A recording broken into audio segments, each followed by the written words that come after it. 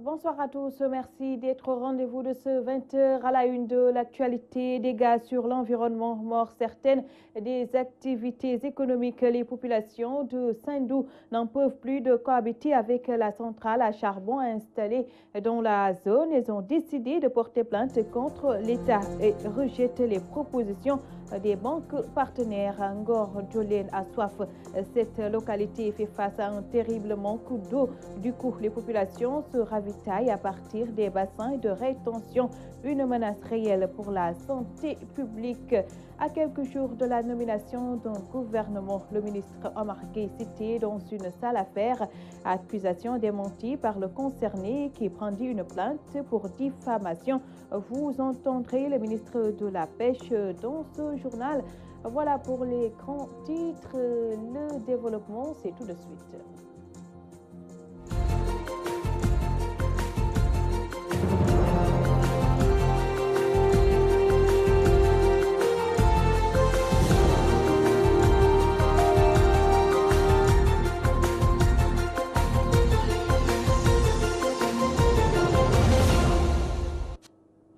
Merci de vous joindre à nous. Le collectif des victimes de la centrale à charbon de Sindou dénonce les dégâts causés par cette usine et décide de porter plainte contre l'État du Sénégal. Il rejette en même temps les recommandations des banques qui soutiennent le projet.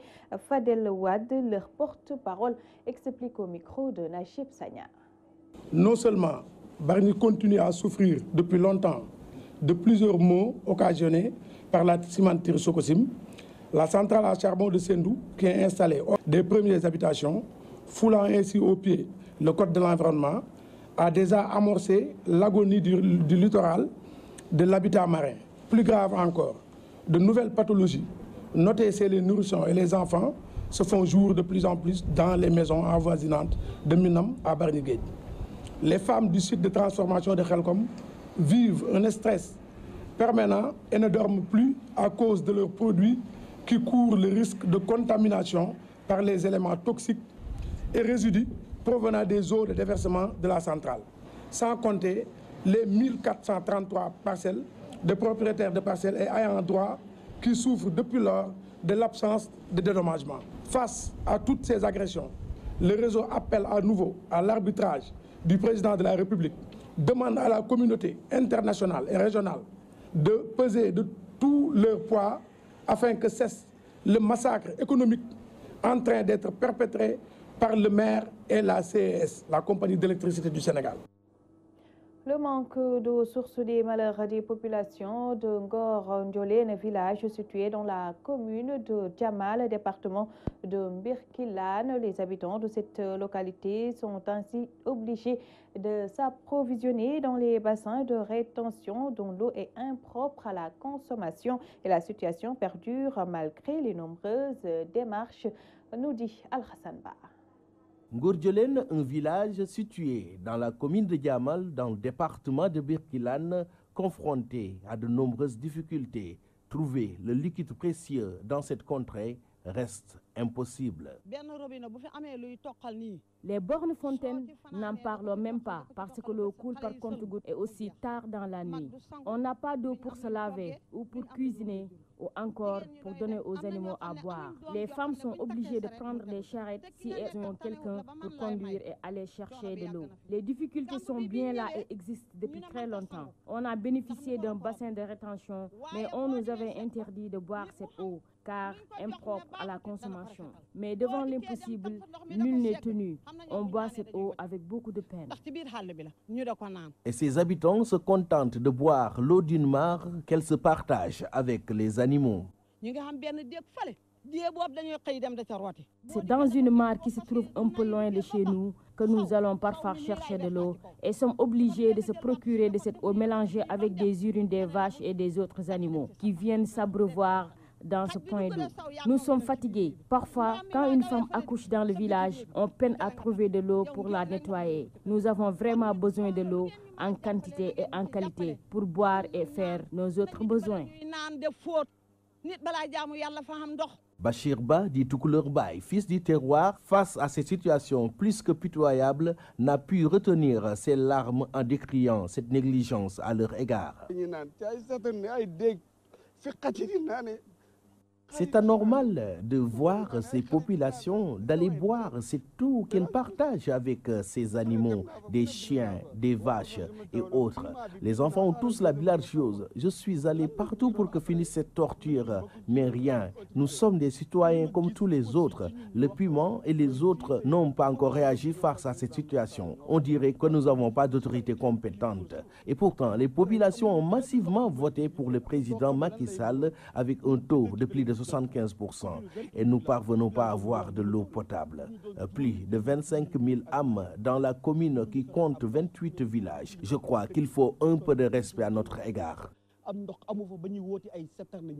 Ngordjolen, distant de plusieurs kilomètres des forages qui sont dans les autres villages, c'est avec beaucoup de difficultés que ces populations obtiennent de l'eau potable en qualité et en quantité pour subvenir à leurs besoins au quotidien. Ngordjolen, Al-Hassan Ba, Abdoulaye Dia, Walfadjri.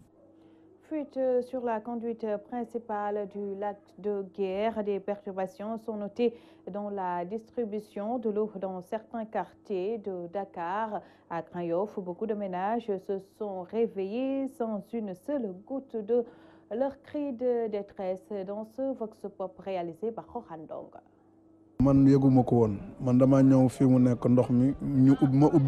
J'étais pas au courant du tout. Je me suis levé le matin et j'ai constaté qu'il n'y avait pas d'eau. Même pour aller au boulot, j'ai pas pu me laver. C'est une situation vraiment déplorable.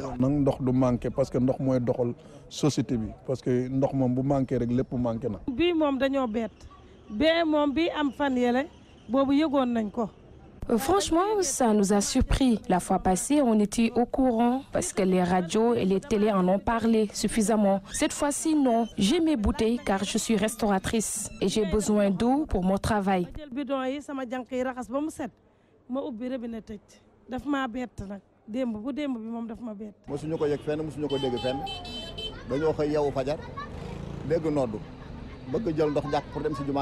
Dès la prière de l'aube, je me suis levé pour faire des ablutions, mais j'ai trouvé aucune goutte d'eau. Il devait au moins nous prévenir.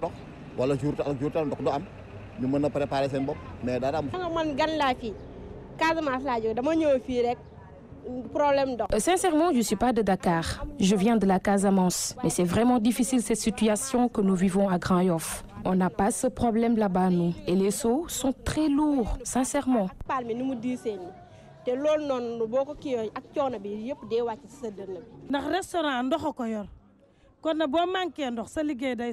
Nous vivons une situation très difficile en ce moment. Et nous savons tous que l'eau est indispensable à la vie, surtout pour nous les restauratrices. Franchement, l'État doit nous aider.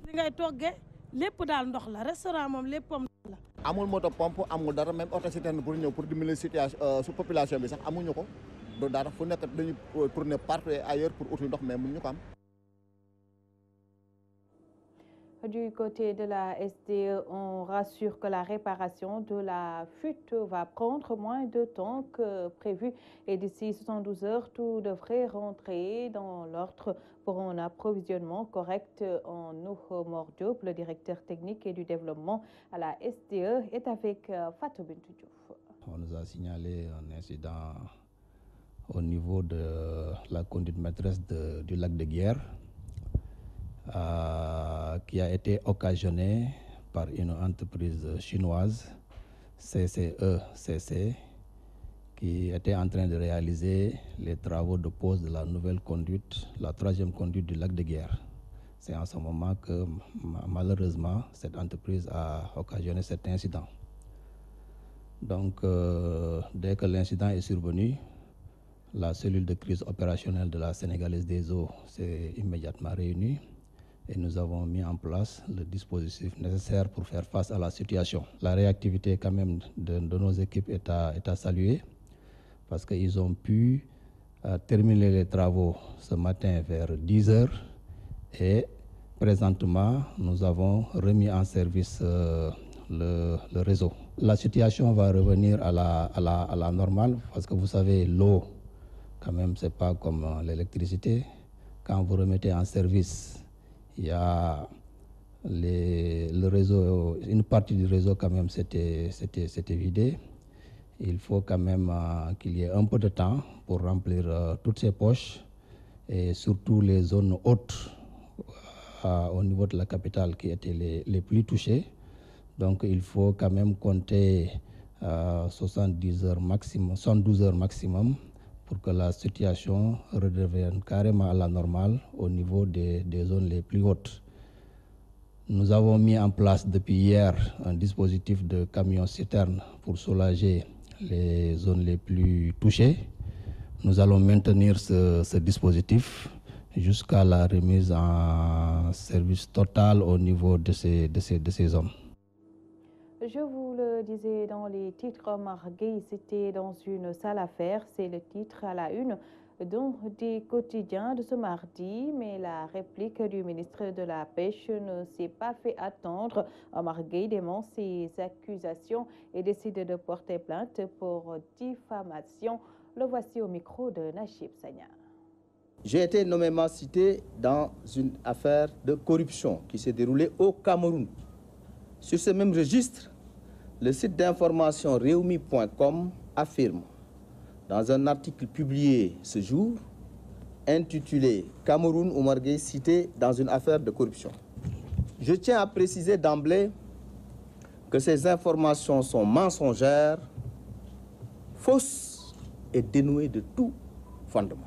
Le journal Jeune Afrique, source du journal Libération, avance que l'affaire s'est déroulée entre 2006 et 2013. Je suis membre du gouvernement depuis 2012. 18 novembre 2010, un contrat signé au Cameroun. 2010, Omar Gueye n'était pas ministre. Je n'ai jamais été dans ma vie au Cameroun. Je n'ai jamais mis les pieds au Cameroun. Et je ne connais aucune autorité de ce pays, encore moins la société espagnole incriminée dans cette affaire, Defex. L'auteur de l'article parle d'un virement de 9 973,02 €, soit exactement 6 532 328 francs CFA. Un virement suppose l'existence d'un compte bancaire. Je n'en ai qu'un seul au Sénégal, ouvert dans les livres de la Banque Atlantique. Et c'est le seul compte que j'ai. Vous n'y verrez aucun virement. Je tiens à vous dire que je n'entends pas laisser cette affaire passer. Après concertation avec mon avocat, Maître Boubacar Cissé, j'ai décidé d'envoyer à ces différents journaux des citations directes pour qu'ils rapportent la preuve de leurs allégations mensongères et diffamatoires. Le ministre Omar Gueye qui se lave à grande eau. Toujours dans l'actualité, 3 morts blessés. C'est le bilan d'un accident survenu ce lundi sur l'axe Diourbel-Gossas. Un véhicule de marque BMW a terminé sa course sur un arbre alors qu'il tentait d'éviter un camion. Les victimes sont membres d'une même famille. Les explications de Mamadou Martarsar. 3 morts et 1 blessé, c'est le bilan de l'accident survenu ce lundi aux environs de 14 h au village de Nébé dans la commune de Tokigar, département de Diourbel. Un véhicule BMW immatriculé 3402 AS a heurté violemment un arbre. Selon les premières informations, le chauffeur voulait éviter un camion qui roulait en sens inverse. 3 personnes ont perdu la vie sur le coup. Les sapeurs-pompiers alertés ont transféré les victimes à l'hôpital Heinrich Loquet. Selon des témoins, le véhicule BMW avait quitté Touba pour rallier Porokhan. Signalons que c'est la 2e fois qu'on note ces genres d'accidents mortels sur l'axe Diourbel-Gossas en l'espace de 24 heures. Touba Mbaké, Mamadou Makhtarsar pour la radio-télévision Walfadjiri. Aller vers les services d'assurance n'est pas dans les habitudes des commerçants sénégalais. Si certains évoquent un manque de confiance, les assureurs, eux, estiment qu'il est nécessaire pour un commerçant d'assurer son commerce, surtout avec les grosses pertes causées par les incendies. Un reportage signé Mamradi Dirifal. Aller vers les services d'assurance n'est pas dans les habitudes de certains commerçants. Cette absence de la culture des assurances est selon ce commerçant dû à... Assurance, vraiment. Parce que Je ne me suis pas souscrit à un contrat d'assurance parce que je ne les fais pas confiance. J'ai des amis commerçants qui étaient assurés et lorsqu'ils ont subi un sinistre, ils n'ont pas été remboursés. Ils courent derrière leur assureur depuis 2015 jusqu'à maintenant. Si elle n'est pas encore assurée, cette commerçante avoue avoir échappé belle à l'incendie qui a ravagé le marché Petersen et compte bien s'assurer avant que l'irréparable ne se produise. J'ai pas d'assurance, mais je compte bien le faire parce que c'est plus sûr, même si après on est obligé de le courir derrière. Cet incendie qui a touché le marché Petersen m'a servi de leçon. Il est donc nécessaire qu'un commerçant trouve les garanties qui protègent le mieux son commerce, dixit ce commerçant qui a vu partir en fumée ses marchandises. J'ai pas du tout confiance, c'est pour ça que je ne me suis pas assuré, mais je vais le faire parce que j'ai tout perdu dans les flammes. Accusés de ne pas rembourser leurs assurés, ce courtier d'assurance évoque un problème de suivi. En général, les Sénégalais, ils ont l'habitude de dire ça. Mais pour moi, cela n'est pas vrai du tout. Parce qu'ils ne prennent pas la peine pour aller aller vers l'agence, essayer de voir essayer d'avoir leur gain par rapport à ça. C'est un problème de suivi. C'est eux-mêmes qui doivent faire l'effort d'aller vers l'agence, essayer de demander là-bas pour suivre leur dossier. S'assurer afin de se prémunir de certains risques évalués avec l'assureur se voit être nécessaire selon beaucoup de commerçants. Après la série d'incendies notés ces derniers temps, comme pour dire mieux vaut prévenir que guérir. Mamkhadi Djerifal, l'insalubrité entre le sommeil des commerçants du marché Gueule-Tapée situé au rond-point Casbi. Malgré les efforts consentis, il est de plus en plus difficile de vendre ou d'acheter dans ce lieu de commerce. Le constat de Moussa Sen. Marché Gueule-Tapée situé après le rond-point Casbi. Ici, les va-et-vient sont incessants entre clients et commerçants. Le décor du marché est terni par une insalubrité totale, véritable casse-tête pour ces commerçants. C'est insupportable, avec ces ordures qui pullulent de partout dans le marché. Même les clients peinent à venir ici à cause de cette saleté. Nous sommes vraiment fatigués de cette insalubrité et nous faisons tout notre possible. C'est un problème avec ces ordures. Pour se déléguer, les usagers du marché sont en grande partie responsables de cette insalubrité. Les usagers du marché, tels que les vendeurs de poissons, de poulets, ils sont tous responsables. Ils versent partout leurs ordures et leurs eaux usées. Même si des efforts sont faits, le problème de l'assainissement reste à revoir pour ces commerçants. Le manque d'assainissement fait défaut. Si on prenait en compte cela, la situation allait changer. On n'a pas où verser les eaux usées et c'est un véritable casse-tête. Si on pouvait nous gérer le problème des eaux usées. Ces usagers tentent avec leurs moyens de se débarrasser de cette insalubrité au sein du marché. Ils ont mis sur place des camions pour évacuer les ordures à la place des autorités. Reparlons de l'attaque meurtrière contre des musulmans en Nouvelle-Zélande. Des marabouts de Darussalam dans la commune de Mbacké expriment leur indignation. Ils ont organisé une séance de récital de Coran pour une paix durable au Sénégal et dans le monde. Ils ont aussi prié pour le succès de Macky Sall. Ibrahima Fall Mbacké parle en leur nom. Ces propos sont recueillis par Mamadou Makhtar Sarr. Nous avons décidé d'organiser un récital de Coran pour formuler des prières pour une paix durable au Sénégal. Un pays béni de Dieu le Tout-Puissant, avec des guides religieux à la dimension de Serigne Touba Khadim Rassoul, Mame Cheikh Anta Mbacké Borom Gawane, qui ont toujours œuvré pour la paix et la stabilité pour cette circonscription administrative. Nous avons formulé des prières pour assurer au président de la République Macky Sall un mandat apaisé et la prospérité pour les Sénégalais. Cette journée de récital de Coran est une recommandation du khalife général des Mourides, Serigne Mountakha Bassirou Mbacké. Nous l'avons fait dans un cadre unitaire avec la participation des imams de Darou Salam et de la mosquée de Serigne Moustapha Ceytou. Une démarche qui prouve que l'unité n'est pas un vain mot dans cette cité religieuse de Darou Salam. Nous appelons tout le monde à l'unité et nous mettons en garde toute personne qui tenterait d'adopter le contraire. Nous profitons de cette occasion pour dénoncer avec la dernière énergie le massacre perpétré contre des musulmans en Nouvelle-Zélande. La célébration de la 12e nuit dédiée au vénéré Serigne Babacar Sy s'est tenue à Sindialorom, occasion saisie par Serigne Lamtor aussi pour fustiger le manque de solidarité envers les démunis. Tchernodaf.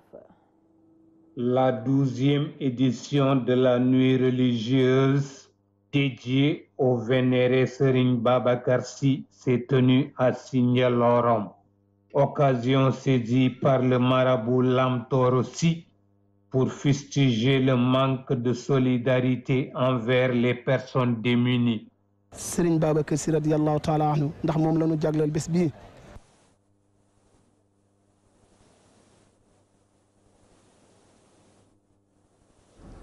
Solidarité xam nga damay wax ne Cheikh El Hadji ci boppam radiyallahu anhu njàngale bi mu jàngale dëgg daawul doonul ne taalibe yi dajale leen xaalis indi Tiwaawan xam ngeen lu mu leen wax dajale leen xaalis dem ci hôpitaux yi di dimbali ñi nga xam ne seen loxo jotul seen gannaaw.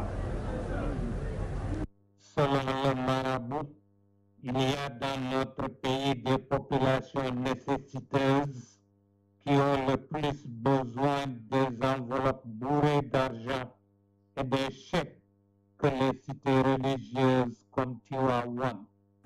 bésu Serigne Babacar Sy la lépp lu fi waay def rek defaloo na ko Serigne Babacar Sy la ko defal.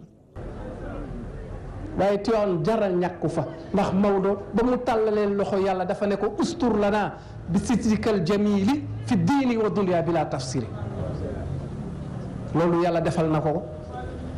kon ñun ñii tey dajale xaalis kan moo mës a dégg Tiwaawan ñu ne dañuy laaj taalibe yi enveloppe pour defar nangam musul am te du am ba mu waaye nag li ñu soxla ngeen dajale li ngeen am. Des récitals de Coran et des prières ont également été dits pour les disparus et adressés à Dieu pour avoir permis à notre pays d'organiser un scrutin présidentiel apaisé. jàng nañu alquran ci suba ñaanal ñi nga xam ne ñoo fi jóge ñu ñaanal leen yàlla yàlla na leen yàlla yërëm.